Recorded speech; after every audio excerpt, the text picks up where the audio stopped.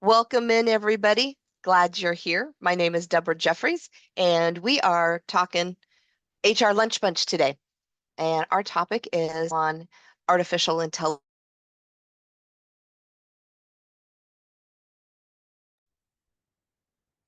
But it's also AI in the workplace and how are we using it and what's working, what's kind of not working, or questions or concerns. So we not only have some folks here in terms of being live with us, but we also are recording this for those of you who want to watch on demand. If you and I have not met, again, my name is Deborah Jeffries. I work here at HR Answers. We do HR Lunch Bunch the first Wednesday of every month, except for when it doesn't make sense, and sometimes because of a holiday.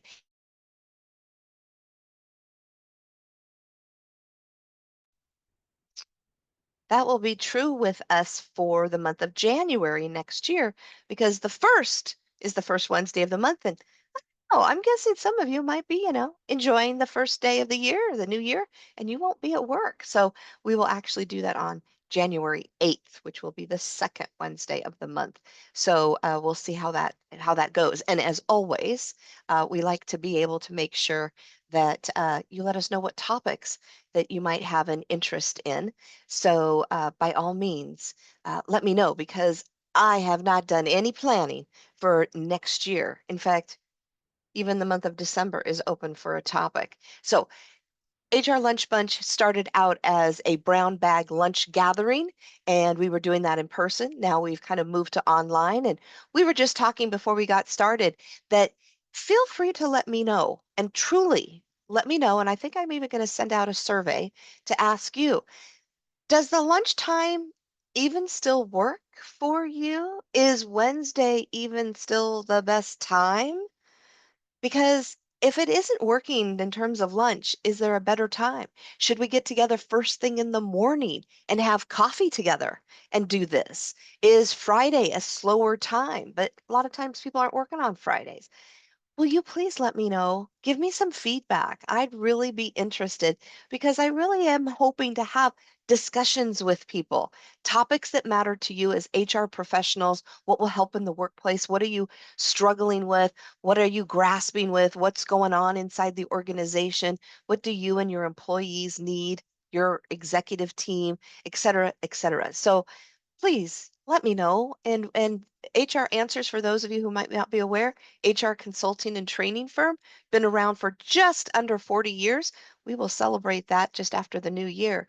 So I always like to have cameras on so that we can chit chat and it's an opportunity to network and use the chat box, those kinds of things. So you can unmute yourself and chat with me, and we can maybe have some fun too. So again, our topic is AI in the workplace, and I have some key questions to kind of ask, and we can kind of dialogue about those. And if you're not comfortable dialoguing, you can use the chat box to send me direct questions, and I take a look at those as well to add to the conversation. So, do we have any fears around AI? And if so, like what are those? And it doesn't have to be just quote your fears. This can be like employees expressing fears, or if we have boards of directors or executives. When we think about using AI in the workplace, are there thoughts about that in some fashion or another? Because I think that that's something that I've heard from others, and not just a few, but that's one of those where some people are really embracing it and some people are maybe struggling a little bit or worries. Maybe fears isn't quite the right word. Maybe worries is a better word. Thoughts or observations when it comes to that? I was gonna type in the chat, but I could chime in. Yeah, please do. I'd appreciate Um, it. yeah, I think initially fears was the first reaction, but the reality of it is I'm within a nonprofit, is it's a huge time saver and a quality control mechanism. And so with grant writing and the other elements, it helps us with low amount of resources to produce more when we can lean into AI. So we pretty much really just positive at this point. Good. Yeah, I think so too. And I think that, I think you've kind of captured a key word. I've had a lot of people share with me that especially people who are like in human resources and they're a sole individual in HR, they're a onesie, um, that they use it like as an assistant where they can utilize it in a variety of ways. And if we think about maybe the I not being so much artificial, but use A as the assistant, it can help make things faster. It's drafting things. It's providing you with something other than a blank page to get started. It can help you with some research. It can help you with some language that maybe you hadn't had before, or reword something a little bit different or better. There's even something called polite post. Polite post will take that set of language that uh, you're frustrated, um, you don't know quite how to say something, you really want to say it like this, but you know you should nota, and it will say it much nicer. And so if we're looking for some writing assistance, and this is not grammarly, this is not trying to make it full sentences kind of thing, trying to help you with that, it really does put it in a tone that is more helpful in terms of who your audience is. So thinking of it as an assistant. So looking at other observations coming in, like maybe guidance or support in writing a handbook language, or putting in what you've already got. Are there other pieces? So again, drafting something, or when we think about maybe recruitment and onboarding, could be an area.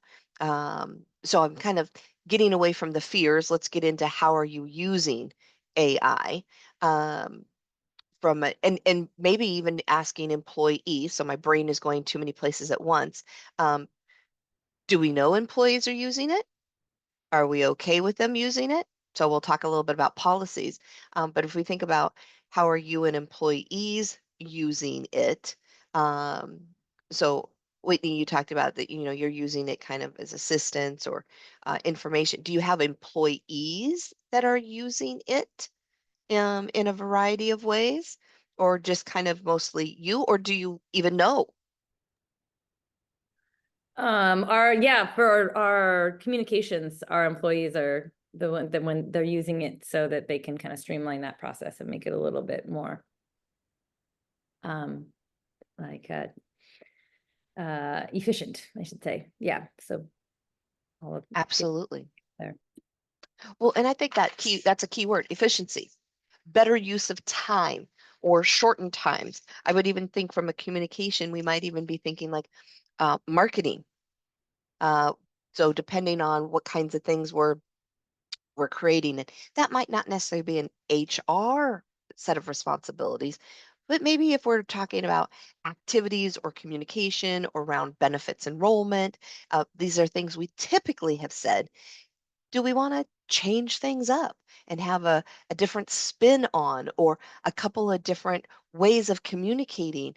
Here's what you typically have said in terms of benefits enrollment time period, three messages, different ways of saying it, via email, maybe even a text message. Here's the parameters. So I think one of the back to kind of the fear component is that sometimes around AI is I don't know what prompts to give it. And there's plenty of classes, some of them for free, some of them not, on how best to write prompts to give you the kinds of things that you're looking for. That sometimes AI is a fear can be around is it how current is it, depending on which program you're using and information, because am I on a free program, am I out part of some kind of subscription, um, and and let's face it, there's an element here in terms of AI. You can't rely solely on it. Sometimes people can read something and they know AI wrote it. I think, there's the HI, which is the human element, human uh, intervention, human innovation, human intelligence. HI needs to be a piece of that too, because it can draft something for you, but you still need to have your look on it. Who's the audience and change some of that vocabulary. If it's to the employees versus the executives in terms of communication, you want to take that benefits communication and change it up a little bit. So if you think about a little bit more of a sales piece to marketing component of what we're creating. But there's so many options available. So is the fear around privacy and information, and we'll talk a little bit more about that, but you know, what are the concerns? It's I don't know how, I don't know when, I don't know where, too much. Valid information, and so being able to even go someplace else to double check information or use a different sources to verify information. So I don't think we can ever rely on AI as a sole piece. It is a piece to aid us in the body of work, because I think when we there's already been countless situations where people have used it as the single source. That's probably not our best bet, right?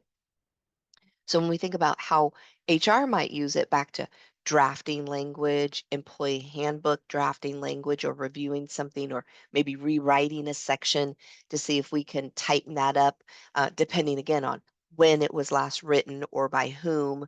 When we think about recruiting or onboarding, maybe it's having AI take a look at, give it the job description, whatever position you're hiring for, give it the job description and create some job related interview questions so that you've got that. It can help create some questions that maybe you haven't thought of before.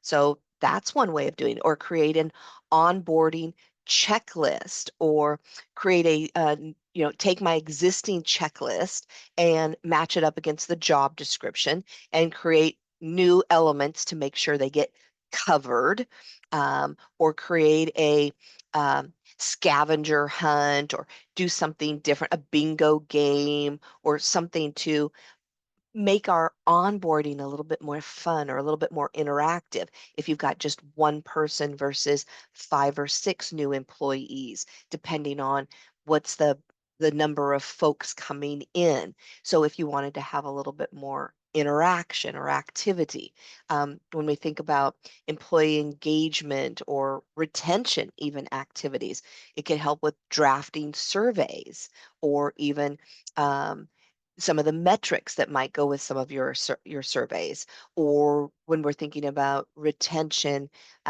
you might have assessment tools that could be part of that in terms of what's available, or helping to create assessment questions that you want to ask in certain areas.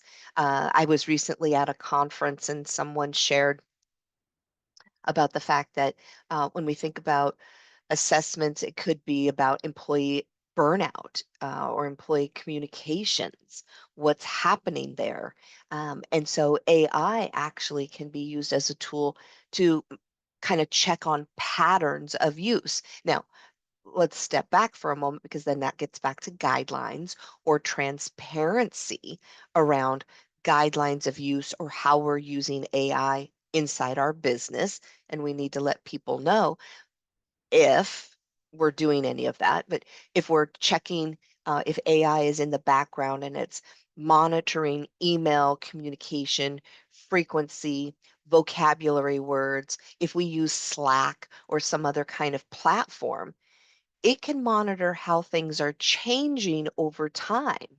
Is there patterns that we're seeing that then could be employee burnout, stress, morale in some fashion or another? So some of that already exists, but that also might be a little bit of futureness in AI.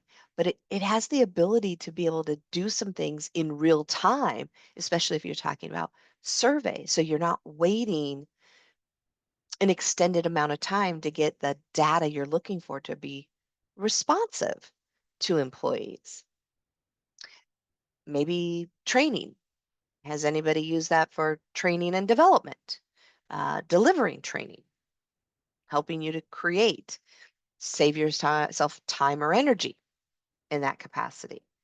So one of the things that can help you create outlines, you can say, I'm trying to, these are the key topic areas, training program for 25 employees at the manager level.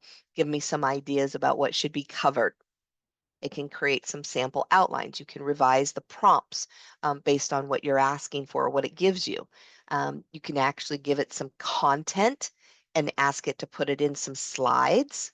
You can ask it to create some exercises or create some graphics to go along with your data or information so that you're not having to create that. Now, it also helps. Some programs will use like Canvas as a program. So what programs are you already using?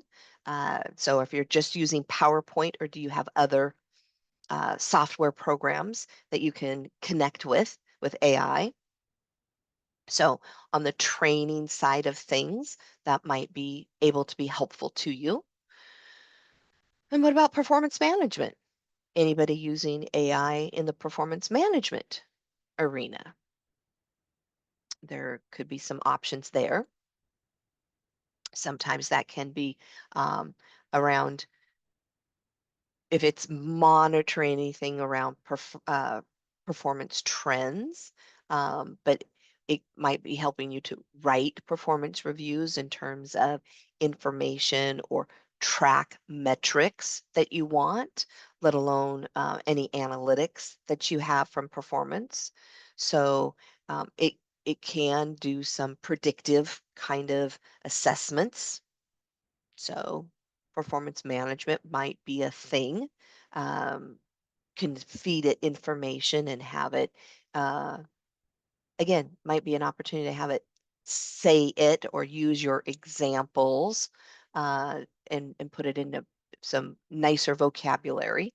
Might help our managers and supervisors with some documentation assistance, maybe even workplace analytics or offboarding for our separation, documentation, or checklists, let alone, I think I said drafting job descriptions or even internal investigations. That's a great tool to be able to take data that's coming in from those interviews and being able to uh, keywords if your notes, loading up your notes that you've taken, and if there are key phrases or key words, how many times have they shown up? Being able to take the notes and put them in some kind of series or segments or timelines for you, saving you some time by it doing it. And depending again on what kind of AI, whether it's Chat GPT or some other element, you got Copilot that you can be using, it can start to learn your voice, your patterns. And so you teach it to learn about you and what kind of work you're doing. So on investigation, it might start to notice trends that are coming out of investigations you're doing, especially if you're doing them internally. Are you seeing any trends internal? Hopefully you don't have a lot of those, but if you do, if you've got multiple locations, are we seeing things coming up in one location versus another, versus across all of our franchises or our locations within multiple states? If you're in multiple states, you'd be able to kind of have it track some of that information for you to allow you to see whether or not there's certain things you need to do from an educational standpoint to be more proactive in those kinds of regards. So again, being able to think about taking AI along with the HI, again, human intelligence component, and put that together for yourself because there's so many metrics that HR can track in general. I think the last time I was teaching some SHRM related stuff, over 500 metrics just in HR alone. Chances are good our organization is not asking us to track all those. What's important in your organization? What are the higher ups?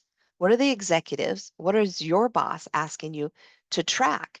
And some of those things I think then can be, how can AI help us do more of that? Many of you probably have an HRIS system. Great. It's only as good as the information we're feeding it and the data that we're putting in. How can AI help us with that? Because I think we're going to see more from a futuristic standpoint in our payroll elements or our applicant tracking systems and AI working together. Many of you probably are using it for correspondence, but definitely in our applicant tracking stuff, if I could get on a soapbox for a minute, even having that say thank you, but no thank you to the applicants that are applying for work. Close the loop with all those individuals so that they are moving on, that they are not being ghosted by you, right? So how can we do that, even though it's not very personable, because that's the kind of thing I hate about that process. But that's a Deborah thing.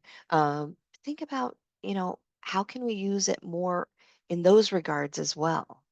So I think that's a lot. I'm probably missing a few, but what do you think about those, Whitney? What sound sound good? That sounds so good. There's so many opportunities. Yeah. Right? And I think that I can't speak for everybody. I just wonder whether or not sometimes it's like I'm so used to doing it a certain way, or these are the tools that I've had that I forget, oh yeah, stop, pause, hey, open up that browser for my AI, and I should ask the question, what is the prompt? Am I doing this the hard way? Am I spending too much time when I could have saved myself some time? And that's got to be like the first place I think of. Or stop and pause and just like, what are all of my options? I know I'm not as good at that. I even had a conversation with a coworker like a week ago and said, I have to stop and go, use that, use that, because I'm so used to kind of a process of the work that I do. It's like, stop, use, you can do it. And it's not that I haven't, it's just it doesn't come as a first thought, maybe not even a second thought. It needs to move up the list. Time saving, allowing me to be more creative in other areas or spend more time on things where AI really can't do the work that I need to do. Because AI is not doing my presentations for me. It's not delivering the presentations, at least not yet. I need to program my avatar to be the one that's delivering things now with personality. Okay. So what about policies? Do you guys have policies or guidelines around the use of AI, like when or where or disclosing from a formal organizational standpoint or even an informal that we've had conversations about it? I'm gonna say, no, we do not. And I'm like, this is just scratching my head because it's when new things come out, sometimes it's we're late in the game for applying policies, like a remote work policy came like 4 years after COVID. So yeah, I think there's value in a policy, but we don't have one. So I wouldn't even know where to start. And you know what? Can probably ask AI, right? Probably even Google, being with a not-for-profit, maybe part of an association. What are other people, what do they have? Would anybody be willing to share? Oftentimes um, from a position standpoint, who's like me in other quote not-for-profits. I know the HR community is huge on being able to reach out to people that quote my network and be able to reach out to your peeps and say, hey, anybody got something that they're willing to share?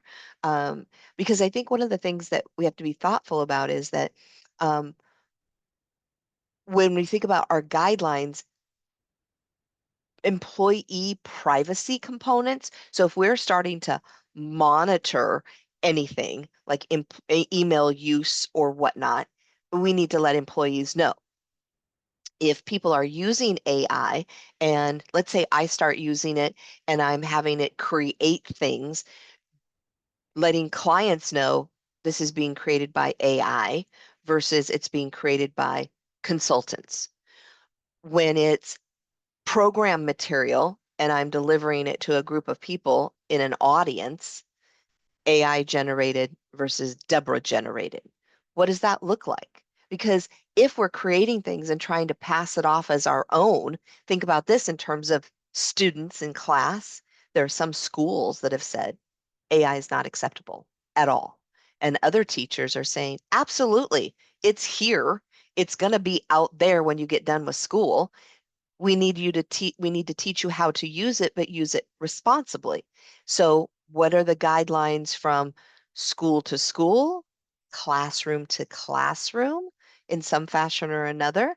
Because the other thing is first of all, no plagiarism when it comes to, educational components, but also in our workplaces, right? We can find all kinds of things on the internet and people are borrowing them. Are they giving credit for those kinds of things? But we don't need to find ourselves in a lawsuit. We don't need to be the poster child for something new.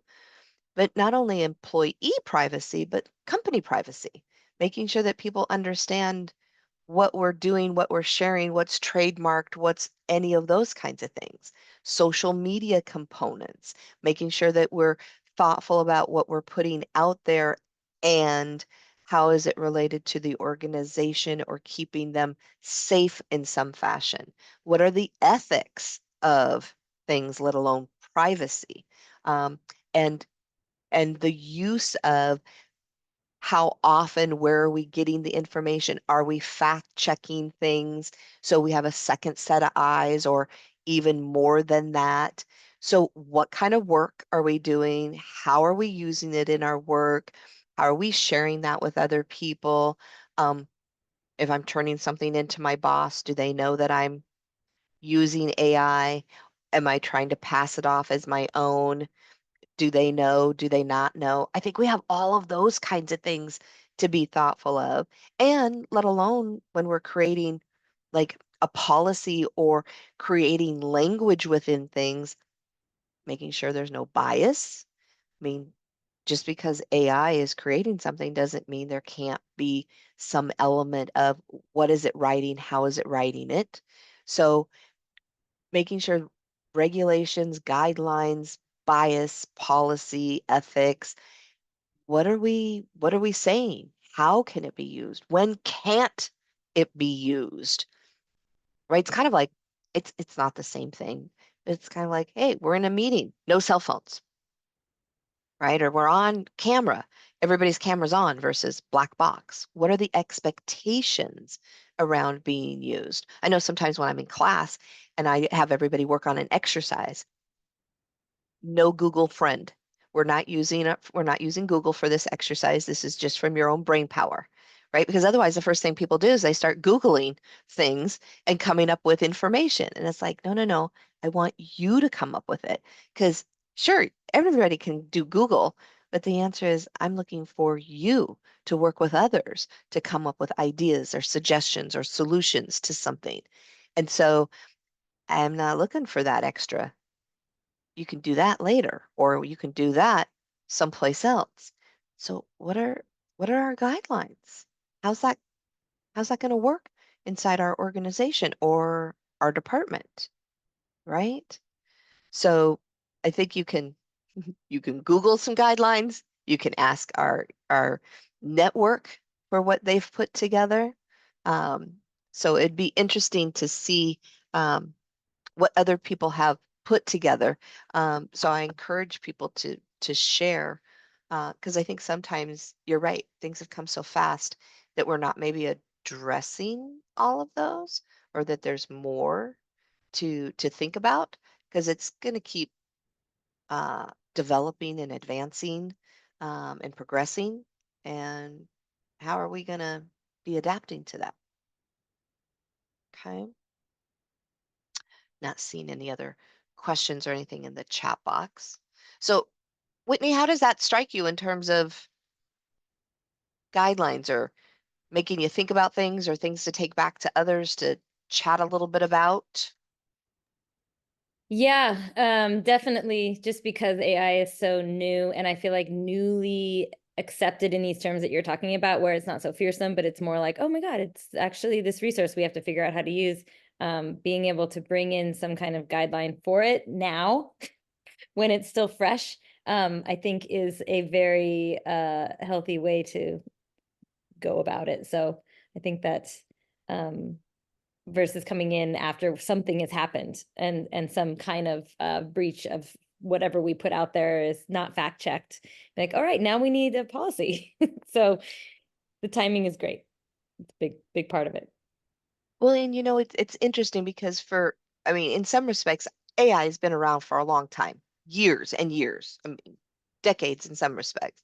And I think that we maybe didn't think of it as necessarily artificial intelligence necessarily, but now it's entering into a whole new um, realm in terms of into our workplace. I mean, because the answer is I, I had my little friend Alexis, or we have those smartphones, or that's all artificial intelligence, right?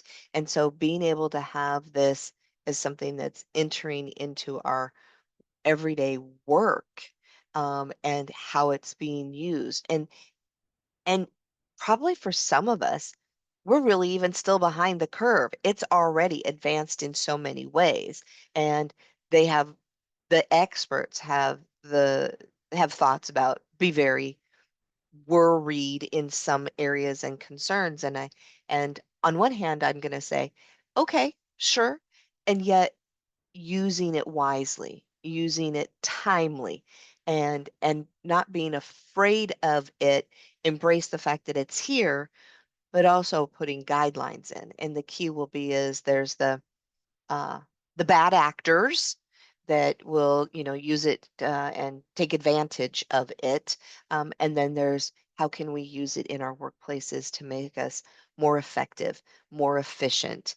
Um, I don't know if it necessarily makes us smarter, um, because we're using our brains in a different way for those prompts and information. Um, but we definitely probably can go places that we might not have thought about before. And I think that that's a good thing if it's giving me ideas that it's like, oh, I hadn't even gone there. Um, but if we're not careful, um, we might, when we think about who we're hiring, what are we hiring? What are we hiring for? I think AI is going to be one of those skills. Like, what's been your experience using AI? How have you used it to develop things or critical evaluation of? So, being able to incorporate that into our future interview questions or hiring process. Because if we've got someone who's really comfortable with it or has been innovative with it, I think that that can help us, but that's a skill that I think that we're going to need to see from people more and more, depending on the kind of work that the jobs require. I think AI could be a big piece of that. And if we're not asking or trying to do some kind of inquiry, we might be missing the boat in that respects. So, yeah. So That I go ahead. that just makes when you're talking about that skills and like the fact that we're be hiring for it in the workplace, but those that are already like say established, it's that it's a scary world out there for when you like, well, let's get a training, let's do some continued education and offer that to our employees. But where do you go and because that's always something so hard to navigate. Of like what's the most effective AI training that might be appropriate that so that we can onboard the existing staff into this world and be able to use it like you talk about, because there's so much more opportunities for using it that I think it requires that continued education in order to be able to do it in a way that's ethical and in a way that is going to be beneficial in the work that people are doing. Good observation. And you know what? I One of the things that I'm thinking of, two things immediately is, so what are we using in our workplace? Again, like, so if you're a part of the Microsoft use and in terms of family of tools and resources, the software programs, Copilot is right there and able to be part of that process. And that's a newer release in the grand scheme of things. And so are we familiar with it? Are we are in our office, one of our staff members often refers to, I got a chance to play around with that. And so it's kind of like, are you comfortable just even like getting into it and trying something, right? So if we have that software program, Copilot is there. Do we have ChatGPT? Is it three or is it four? Which one is it? Do we have the free versions or are we paying for people to have something? And then being able to perhaps find individuals who are trainers or more comfortable with that, who can come in and help educate people just on what that is, what those programs are in the first place. I have been to some conferences where there's been a class and it's usually just like an hour long. And honestly, that's okay, but I don't think that's enough. Just in general, it's a cursor kind of overlay thing. They try and do some stuff. And two things. One, it's not enough time, in my opinion. And two, they often are trying to make the technology of uh, accessing the internet at a conference through a conference website kind of thing, getting it to talk to us and do things and write those prompts that notoriously, just gosh darn it all, notoriously, it doesn't always want to play nice. And so I mean, I must have been, I don't know, six or seven at least, just in the last 2 years, maybe. And it always seems to kind of flop. I've only seen like one actually like verbally talk, answer the questions, it's showing up on the screen and it does something. There's normally this lag and it gets kind of stuck and it's buffering. And so I hate it in a conference environment because I'm not sure it always is doing what we want it to do. But if you're inside your building and your internet connection is really strong and you've got somebody who can walk through your real life kind of work scenarios, like let's draft a grant, let's draft, let's use, let's apply, let's research, let's whatever that would be true for our workplace, then I think it's relatable because if it's something that is what other people are doing, then it's not as applicable. It doesn't, I think people can tune out, right? So if I've got somebody in-house, and I don't mean it's one of your staff members, but somebody who comes to us and teaches me about how to ask or write prompts, because there is a better way of writing prompts and asking questions and refining those and refining your requests. That's one of the first things that I would ask someone to think about is teaching people, one, about which kind of program or programs, what it is and why it is and how it can help. And then two, writing prompts on how best to use it in the body of work that they're doing so that they can see it applicable to them. Because otherwise the training seems like, I don't know how I would ever use that." So really making it relatable and if possible, can we all have laptops and can we sign in and can we play with it together? And as opposed to watching someone else do it, right? You're actually type something in there and see what comes up. Type something else in there and see what else comes up and be able to save that so you can go back and look at it. Because once you leave that 1 hour conference thing, it's gone and it belongs to them. Not that it's not helpful, it's just make it more relatable to me in the body of work that I'm doing. I don't know, is that helpful? I'm sure that if we had a whole host of other people joining us, we could have a whole bunch of other kind of information. So if you're watching this later on demand, feel free to send an email to djeffries@hranswers.com and send me all your thoughts and observation. I'll pull them all together and we'll send it out to everybody to share because that would be lovely, especially if you guys have brought training in. That would be great. Or if you have policy and guidelines considerations, love to have those because I'm also limited by my knowledge and information too. I don't pretend to be an expert. I just pretend to know enough to be dangerous and bring up topics that you guys have shared. Hey, this would be helpful. So, because my usual kinds of questions sometimes as we, kind of round out some of our time is like, based on any of the thoughts or observations, is there something to start working on or think about adding a to-do list? I was with a group this morning and we were talking about respectful workplaces and civility in our workplace. And it was kind of like, do any of these questions resonate with you? Is there any topics here that we've referenced that make sense to take back to your staff, take back to your coworkers, take back to your department? Anything that you can do for yourself that will help you, that is something to start learning more about in some fashion. So not only for oneself, but for one's job, for one's department, but who will you share the information with? Is there something here that makes sense? It's like, you know, probably should start working on that. Or are we doing enough of that? I don't know. So I'm a fan of what's called the learning curve, or AKA the forgetting curve, that if you don't share or review something in some fashion or another, and this could even be to the cat or dog in your home, right? They don't have to necessarily talk back with you or to you.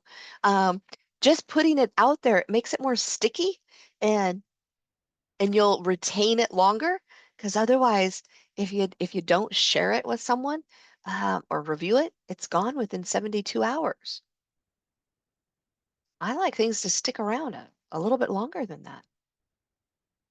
That's the learning and teacher in me. There you go. All right. Um, so questions that have popped up, or thoughts, or you know, anything along those lines? I don't have any questions right now. I definitely have some things I will be doing. I'm definitely going to pose this as a potential policy and continued education opportunity. So those are my to-dos, but no questions from my Well, end. on one hand, I'm glad, and I'm sorry that I put more things on your to-do list. No, it's good. It's better to have it on there now versus I have to clean up a mess and now have to have a policy. Well, and depending, how many employees are at your location, Whitney? 5, very Five. small. Okay. So do you have a sense, because you say, better beforehand than afterhand. Do you have a sense of other people using AI in their jobs? Is it happening a lot, a little? You have no idea? I think it's happening, I would say, in terms of our, just like I mentioned, our communications, we have one person that works on communications and does newsletters, and it's happening for that, but that's only 30% of her role. So it's relatively small. And then for the grant writing, which is an ebb and flow, it kind of pulses different times of the year. So currently, my sense is I guess for those percentages, it's a little, but it would be interesting to find out and bring it to the next staff meeting and be like, actually, who actually really leans into it more often than we realize. And then that would just kind of shift the priority of how quickly we might need to talk about putting a policy and some guidelines down. Well, and that's why I ask, because I think sometimes that, depending on how large an organization is, we might have employees who are using it, not talking about it. No one has said anything. No one's asking. People might assume, oh, I don't think anybody really is. And the answer is, well, you might be surprised. With five, I think that's much more manageable. Um, so being able to just kind of ask and check and make sure, because is it any remote chance, and probably, I'm not going to make any assumptions anywhere, uh, any remote chance that things are happening that we don't know about, that is any size, shape, or form compromising us. We certainly don't want that. So in that respects, definitely getting ahead of anything, because it's not like as you and I were talking about before we even got started on the program today, it's not like AI hasn't been out and about for a while. The key is that it's I think people have been taking notice all of this year, most of last year, and it's like, so how is it impacting our business and in what ways? How are our employees utilizing this as a tool or avoiding it altogether? And that could be a whole nother kind of a bit of a conversation. We've got those that are embracing it and those who are avoiding it. And is that a concern for us in terms of work going forward? The effectiveness or efficiency of work if we've got employees who are avoiding any kind of AI as a tool to use for their work. If it's helping so many and we can get even more stuff done and they're not embracing that, that that could be a potential concern. And again, maybe not with 5 employees as much, no doubt still a tool. But if we've got 500 employees and we've got half of them avoiding it, and yet we can see all these benefits like any tool, there's pros and cons, and making sure that we're being thoughtful about the best way to use it for our operation, and making sure that we're being thoughtful about that. So, good deal. Well, I'm glad that you were able to join me today. I appreciate that. And those of you who might be watching later or listening in later, I'm glad that you are. We always value and appreciate that. Um, Again, our next program for closing up the year will be on December 4th. Again, it's the first Wednesday of the month. Topic to be determined. I don't know. Maybe we can have a fun topic. It's the month end of the year. It's December. I'm open to suggestions. I really should know what the topic is going to be, but I've been flying a little bit by the seat of my pants because I really want to hear from you all what might be beneficial. And then 2025, I don't know, I might just change things up completely. You never know. It's right now slated for January 8th, but again, Whitney and I were talking about whether or not is the first Wednesday of the month good? Is the lunchtime noon hour working for you? Because if it's not working for you and we can do it at a different time that's better or more convenient, I don't see why we couldn't do it at a different time if it makes sense. So again, let me know. Otherwise, I'm Deborah Jeffries. This is HR Answers. It's been an HR lunch bunch, and I'm glad that you were here and joined us in one fashion or another. And um, if you have a desire for the slides, we always send out the recording and a copy of the slides to the people who were attending with me here in person. And we can also share those with you after the fact if you're listening in at a later date. You just got to let us know that you'd like to have them. Otherwise, we'll call that an official wrap for this time around, and we hope that you take care and we see you at another lunch bunch in the future. As always, it's been real. Thanks much. You Thank guys take you. care. You're welcome. Thanks for joining me. I appreciate it. Alrighty.